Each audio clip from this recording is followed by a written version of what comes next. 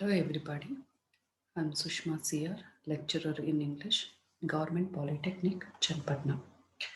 In this video, I'm going to explain you regarding the tools of Unit 5, English Reading Skills, Grammar and Vocabulary. Tools to build vocabulary. Vocabulary ಅಂತಂದ್ರೆ ಶಬ್ದ ಭಂಡಾರ ಅಂತ ಕರಿತೀವಿ. This vocabulary will be stored in our ಬ್ರೈನ್ನ word data ಬೇಸಲ್ಲಿ ಈ ಶಬ್ದಗಳೆಲ್ಲ store ಆಗಿರುತ್ತೆ. ಈ ಶಬ್ದಗಳು ಅಥವಾ words are very important in our day to day conversation. ಪ್ರತಿನಿತ್ಯ ನಾವು ಮಾತಾಡ್ಬೇಕಾದ್ರೆ ಎಷ್ಟೊಂದು ಪದಗಳನ್ನ ಬಳಸ್ತೀವಿ. ಆ ಪದಗಳನ್ನ ಹೇಗೆ ಬಳಸ್ತೀವಿ ಅಂದರೆ ವಾಕ್ಯ ರಚನೆ ಮಾಡಿ ನಾವು ಹೇಳಬೇಕಾಗಿರುವಂಥ ಮಾತುಗಳನ್ನ ವಾಕ್ಯದ ಮೂಲಕ ಹೇಳ್ತೀವಿ. ಸೊ ನಮಗೆ ಮಾತಾಡಬೇಕಾದ್ರೆ ಯಾವ ಪದ ಆದಮೇಲೆ ಯಾವ ಪದ ಬರಬೇಕು ಅಥವಾ ಯಾವ ವರ್ಡ್ ಆದಮೇಲೆ ಯಾವ್ದು ವರ್ಡ್ ಬರಬೇಕು, ವಾಕ್ಯ ರಚನೆ ಸೆಂಟೆನ್ಸ್ ಫಾರ್ಮೇಷನ್ ಹೇಗೆ ಮಾಡಬೇಕು ಅನ್ನೋದನ್ನೆಲ್ಲ ನಮ್ಮ ಬ್ರೈನ್ ನಮಗೆ ಸಿಗ್ನಲ್ ಮೂಲಕ ಕಳಿಸ್ತಾ ಇರುತ್ತೆ. ಸೊ ಅದೇ ರೀತಿ ನಾವು ಪದಗಳನ್ನ ಸರಿಯಾಗಿ ಜೋಡಣೆ ಮಾಡಿ ನೀಟಾಗಿ ನಾವು ಹೇಳಬೇಕಾಗಿರುವಂಥದ್ದನ್ನ ಬೇರೆಯವ್ರಿಗೆ ಎಫೆಕ್ಟಿವ್ ಆಗಿ ಹೇಳ್ಕೊಳ್ತಾ ಮಾತುಕತೆಗಳನ್ನ ಮಾತಾಡ್ತಿರ್ತೀವಿ. ಸೊ ನಾವು ಚಿಕ್ಕದ್ರಿಂದ ಇಲ್ಲಿ ತನಕ ಎಷ್ಟೊಂದು ಪದಗಳನ್ನ ನಮ್ಮ ಬ್ರೈನ್ನ ಡಾಟಾ ಬೇಸಲ್ಲಿ ಸ್ಟೋರ್ ಮಾಡಿದ್ದೀವಿ. ಸೊ ವೆಕ್ಯಾಬ್ಯುಲರಿನ ತುಂಬ ಪದಗಳಿಂದ ತುಂಬಿಸಿದ್ದೀವಿ. ಆ ಪದಗಳನ್ನ ಹೇಗೆ ತುಂಬಿಸಿದ್ವಿ ಅಂದರೆ ಬೇರೆಯವ್ರು ಮಾತಾಡ್ಬೇಕಾದ್ರೆ ಕೇಳಿರ್ತೀವಿ, ಓದಿರ್ತೀವಿ, ಅರ್ಥ ಮಾಡ್ಕೊಂಡಿರ್ತೀವಿ.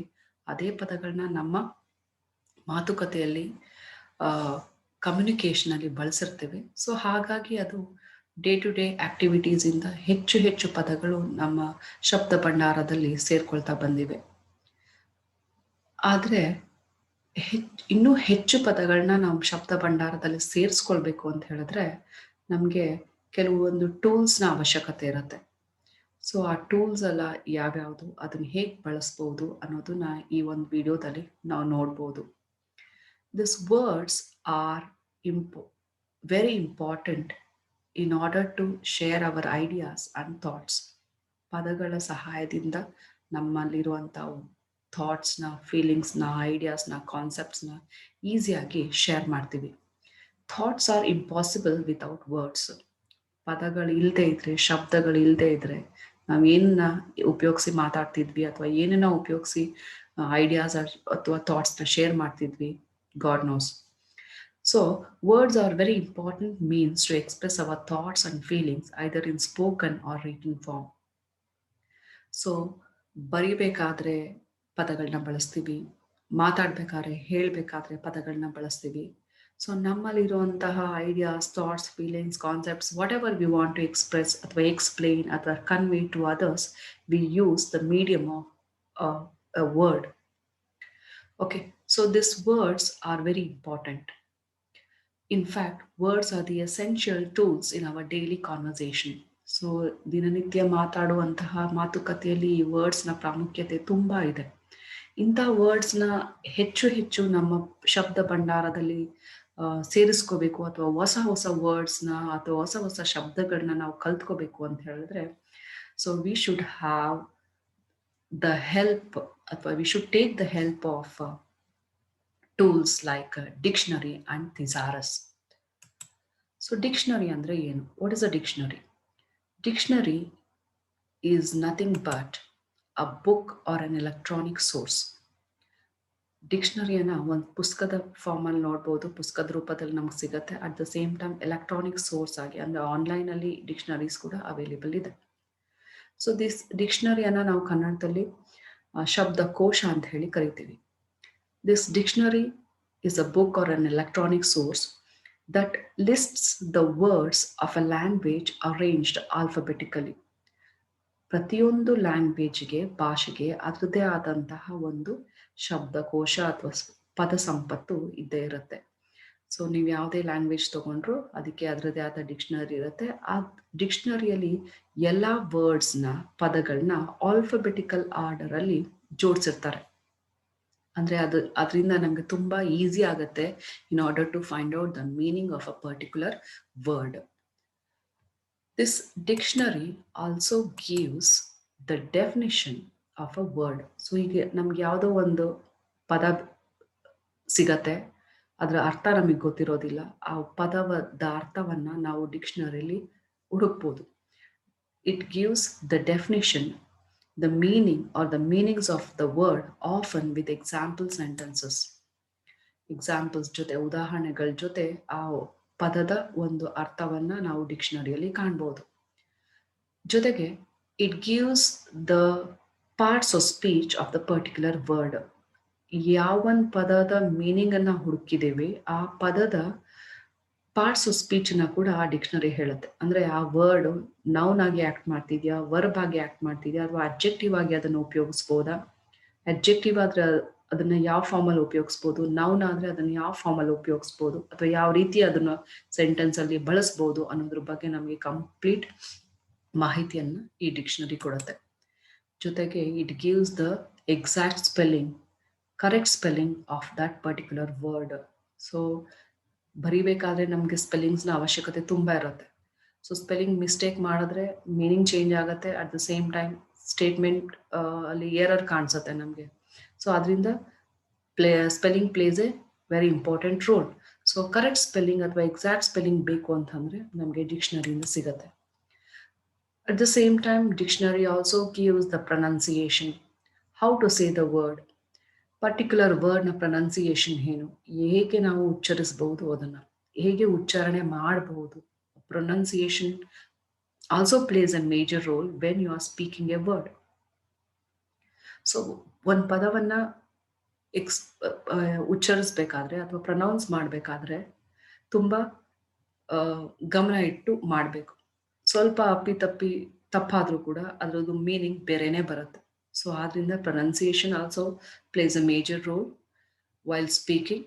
ಸೊ ಅಂತ ಪ್ರೊನೌನ್ಸಿಯೇಷನ್ ಅಥವಾ ಹೇಗೆ ಉಚ್ಚರಿಸಬೇಕು ಅನ್ನೋ ಒಂದು ಹಿಂಟನ್ನ ನಮಗೆ ಡಿಕ್ಷನರಿ ಕೊಡುತ್ತೆ. It also gives the etymology. Etymology means the origin of the word. A particular word ಯಾವ ಭಾಷೆಯಿಂದ ಬಂದಿರೋದು ಅಂತ. Like, is it from Greek or Latin? Is it a Latin word? ಅಥವಾ ಅಮೆರಿಕನ್ ಇಂಗ್ಲಿಷ್ ಅಥವಾ British English? So like that we get etymology of that particular word. It also gives extensive usage examples. A particular word na ಯಾವ್ಯಾವ ಫಾರ್ಮಲ್ಲಿ ಬಳಸಬಹುದು ಅದರ ಉದಾಹರಣೆಗಳನ್ನ ಕೂಡ ನಮಗೆ ಆ dictionary ಕೊಡುತ್ತೆ. And also the vocabulary list of related words and phrases.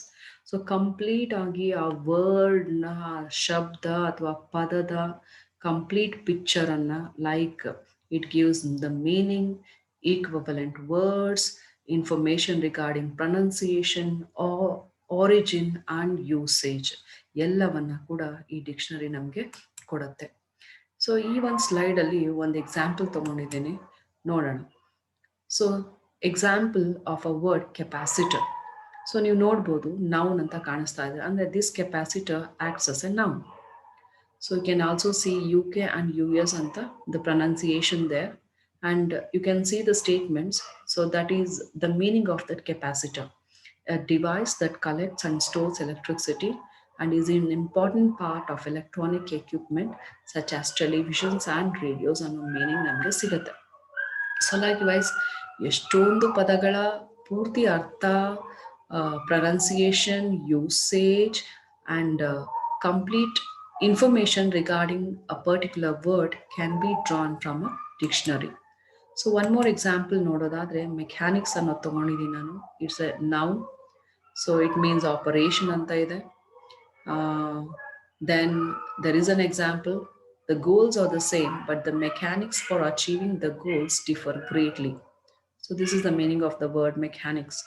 So one more word, the corporate.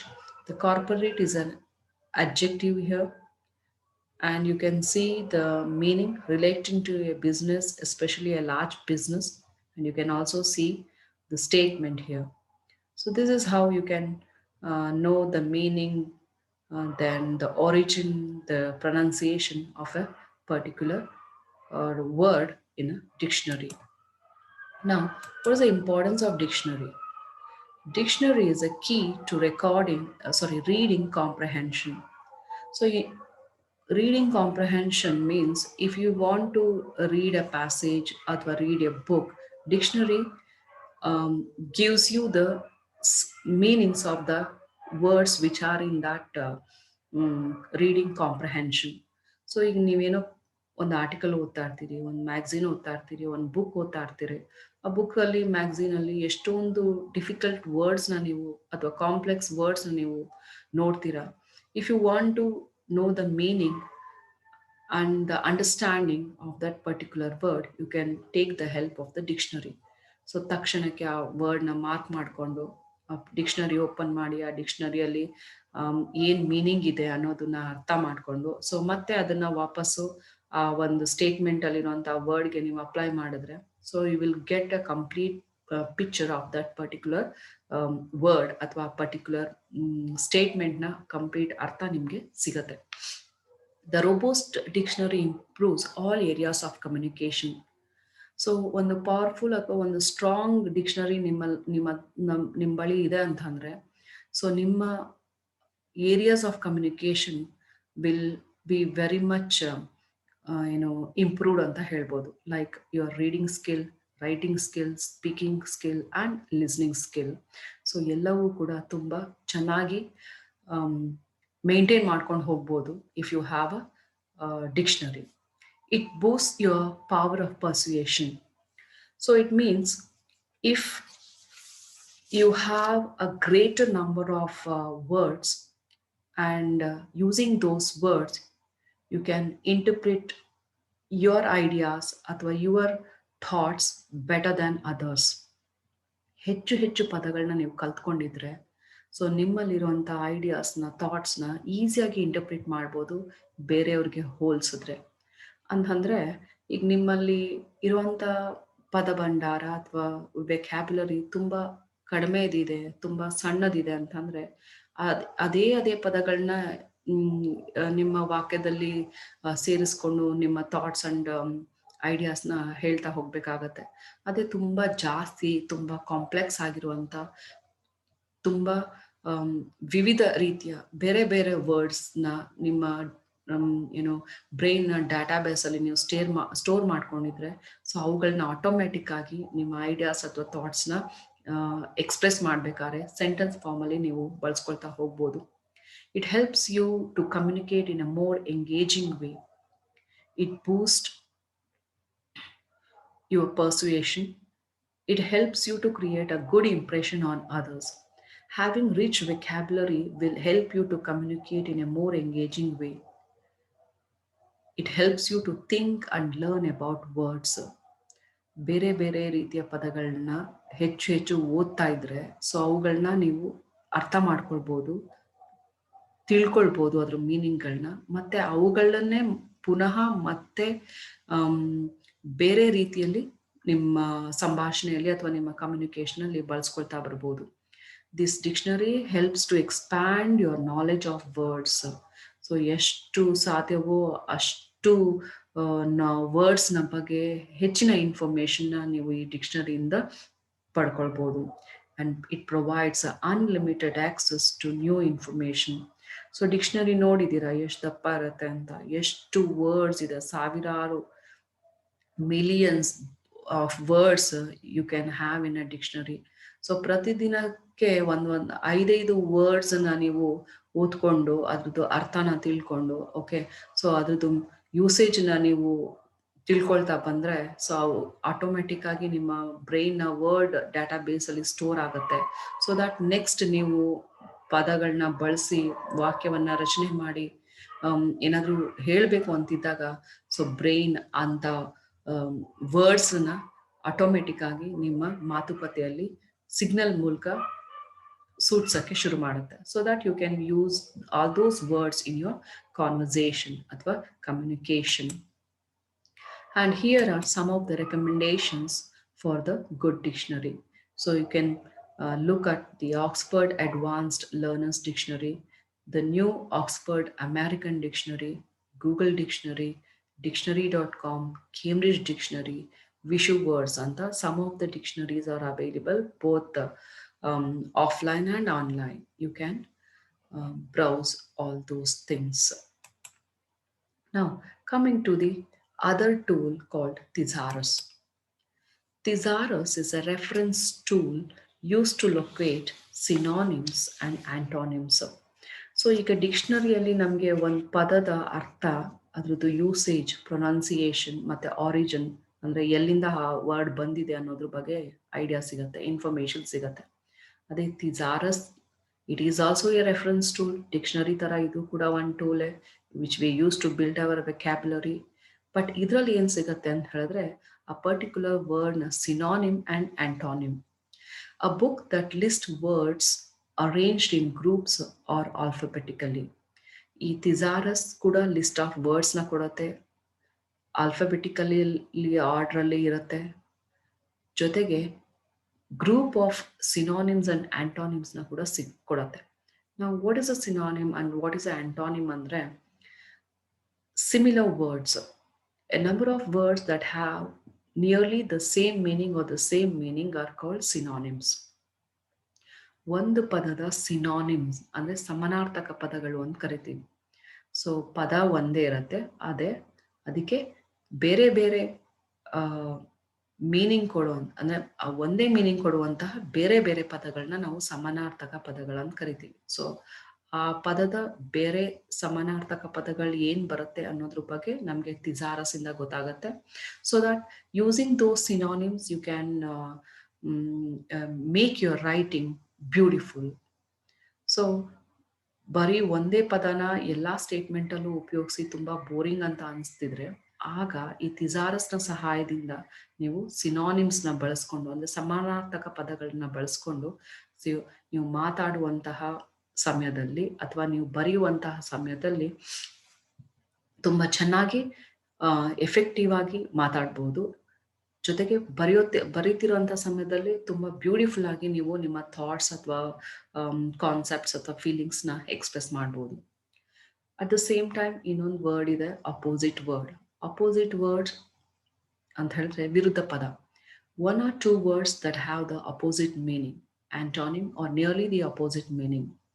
So ಆ ಪದದ ವಿರುದ್ಧ ಪದ ಕೂಡ ನಮಗೆ ಥಿಸಾರಸ್ ಇಂದ ಗೊತ್ತಾಗುತ್ತೆ.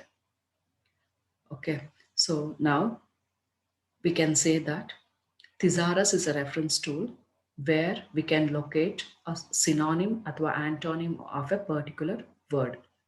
So dictionary, if we get the meaning, pronunciation, usage, origin and example from thesaurus, we can get the synonym of a particular word, samanarthaka pada, and the opposite of a particular word, that is antonym of a word. This is how this thesaurus helps. So here are some of the recommendations of the thesaurus. You can use ThinkMap Visual Thesaurus or Merriam-Webster Thesaurus, Urban Thesaurus. This thesaurus is used by the writers to help find the best word to express an idea. So usually ಈ ಥಿಸಾರಸ್ನ ಯಾರು ಹೆಚ್ಚು ಬಳಸ್ಕೊಳ್ತಾರೆ ಅಂದರೆ ಬರಹಗಾರರು. So ಅವರಲ್ಲಿರುವಂತಹ ಬರವಣಿಗೆಯನ್ನು ಶಬ್ದಗಳ ಮೂಲಕ express ಮಾಡ್ತಿರ್ತಾರೆ. So ಈ ಥಿಸಾರಸ್ ಅವರಿಗೆ ತುಂಬ ಚೆನ್ನಾಗಿ ಇನ್ ಅ ಬೆಸ್ಟ್ ವೇ ಅವರ ಬರಹಗಳನ್ನು ಎಕ್ಸ್ಪ್ರೆಸ್ ಮಾಡೋದಕ್ಕೆ ಒಂದು ಅವಕಾಶವನ್ನು ಮಾಡಿಕೊಡುತ್ತೆ. And here is an example of A ಥಿಸಾರಸ್. So intelligent is a word. It gives a meaning. Describes someone who understands and learns new things easily. So intelligent synonyms bandu intelligent, clever and smart anta kuda kotidaralli.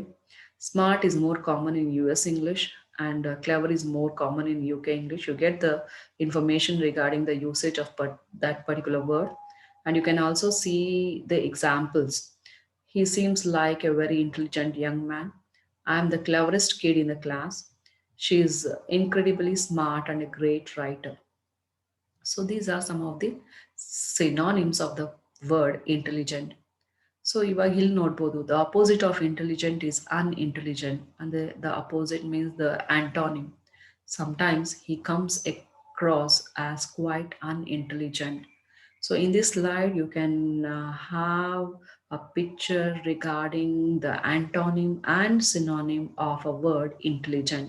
This is how the example of a thesaurus looks like. And let us see what is the difference between dictionary and thesaurus. Dictionary is a collection of words along with their meaning, definition, and description of usage, whereas thesaurus gives at the present words as word families listing their synonyms and antonyms. Dictionaryಯಲ್ಲಿ ನಮಗೆ thesaurus dictionaryಯಲ್ಲಿ the collection of words, we get a collection of words along with their meaning, definition, description, and usage. This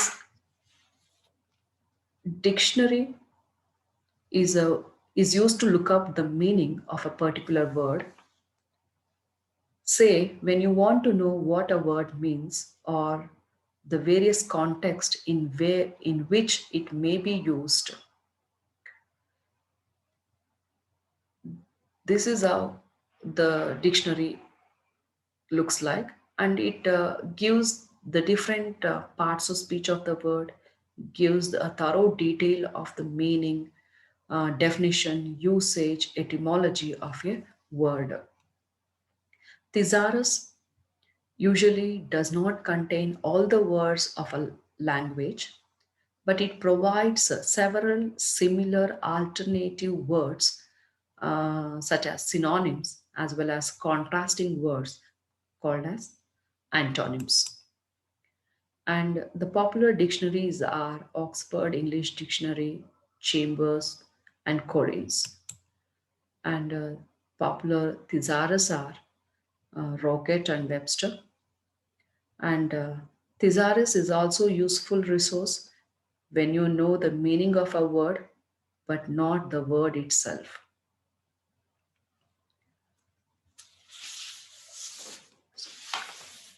next ಈ dictionary ಮತ್ತು ಥಿಸಾರಸ್ನ usage ಯಾವ ರೀತಿ ಇರಬೇಕಂತ ಹೇಳಿದ್ರೆ, you should use a word in your daily conversation. It is not enough to learn the new words from, you need to practice it regularly. So dictionary ತಗೊಂಡು ಅಥವಾ ಥಿಸಾರಸ್ ತಗೊಂಡು ಒಂದು ವರ್ಡ್ನ ತಗೊಂಡು ಏನೋ ಅದ್ರ ಮೀನಿಂಗ್ ನೋಡಿ ಸುಮ್ಮನೆ ಇದ್ಬಿಟ್ರೆ ಆಗೋದಿಲ್ಲ. ಪ್ರತಿದಿನ ಒಂದು 5 ವರ್ಡ್ಸ್ನ ತಗೊಂಡು ಅದ್ರದ್ದು ಡಿಕ್ಷನರಿಯಲ್ಲಿ ಅದ್ರದ್ದು ಮೀನಿಂಗ್ ಏನು ಬರುತ್ತೆ, ಅದ್ರದ್ದು ಡೆಫಿನಿಷನ್ ಏನು, ಅದ್ರ ಡಿಸ್ಕ್ರಿಪ್ಷನ್ ಏನು, ಅದ್ರ ಯೂಸೇಜ್ ಏನು, ಅದ್ರ ಎಟಿಮಾಲಜಿ ಏನು ಅನ್ನೋದನ್ನ ನೋಟ್ ಮಾಡ್ಕೊಳ್ಬೇಕು. ಅಟ್ ದ ಸೇಮ್ ಟೈಮ್ ಥಿಸಾರಸ್ಗೆ ಹೋಗಿ ಅದ್ರದ್ದು ಸಿನಾನಿಮ್ಸ್ ಏನು, ಆಂಟಾನಿಮ್ಸ್ ಏನು ಅನ್ನೋದನ್ನ ನೋಟ್ ಮಾಡ್ಕೊಳ್ಬೇಕು. So this should happen on a daily basis. Your day-to-day activities, this should be a part of it. Your day-to-day possible activity should be this, and your day-to-day activity, you should use this word in your communication or in your writing. Do this until this word becomes a part of your word database in your brain. So ಎಲ್ಲಿ ತನಕ ನೀವು ಅದನ್ನ ಉಪಯೋಗಿಸ್ಬೇಕು ಅಂತ ಹೇಳಿದ್ರೆ, ಎಲ್ಲಿ ತನಕ ಅದನ್ನ practice ಮಾಡ್ತಾ ಇರಬೇಕು ಅಂತ ಹೇಳಿದ್ರೆ, ಸೊ ಇದು ಈಸಿಯಾಗಿ ನಿಮ್ಮ ಬ್ರೈನ್ ಡಾಟಾಬೇಸ್ ಅಲ್ಲಿ ಸ್ಟೋರ್ ಆಗ್ಬಿಡ್ಬೇಕು. ಸೊ ದಟ್ ನೆಕ್ಸ್ಟ್ ಮಾತಾಡ್ಬೇಕಾದ್ರೆ ಅಥವಾ ಬರಿಬೇಕಾದ್ರೆ ಆಟೋಮ್ಯಾಟಿಕ್ ಆಗಿ you should use the words. Make it a practice to learn a new word every day. So final ಆಗಿ ಏನ್ ಹೇಳೋದಂದ್ರೆ, ಪ್ರತಿದಿನಾನು ಯಾವ್ದಾದ್ರು ಒಂದು ಹೊಸ ವರ್ಡನ್ನ ಕಲಿಬೇಕು using the dictionary and thesaurus ಅನ್ನೋದನ್ನ ನೀವು ಚೆನ್ನಾಗಿ ಮಂದಟ್ ಮಾಡ್ಕೊಂಡ್ಬಿಡ್ಬೇಕು. ಸೊ ಇವತ್ತಿಗೆ ಇಷ್ಟು ವರ್ಡ್ಸ್ ಕಲಿಬೇಕು, ನಾಳೆಗೆ ಇಷ್ಟು ವರ್ಡ್ಸ್ ಕಲಿಬೇಕು, ಕಲ್ತಾದ್ಮೇಲೆ ಅದನ್ನ ಡೇ ಟು ಡೇ ದಿನನಿತ್ಯ ನನ್ನ ಏನು ಸ್ಪೀಚ್ ಅಲ್ಲಿ ಆಸ್ ವೆಲ್ ಆಸ್ ನನ್ನ ರೈಟಿಂಗ್ ಅಲ್ಲಿ ನಾನು ಅದನ್ನ ಉಪಯೋಗಿಸ್ಕೊಳ್ಬೇಕು ಅಂತ. By adding a new word every day to your brain word database, you will grow rich in vocabulary every day. So make it practice to learn a new word every day and use it in your daily communication.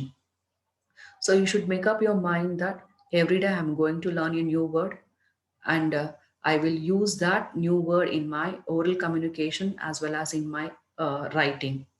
And you should make it practice to learn a new word every day, and you should use it in your daily communication.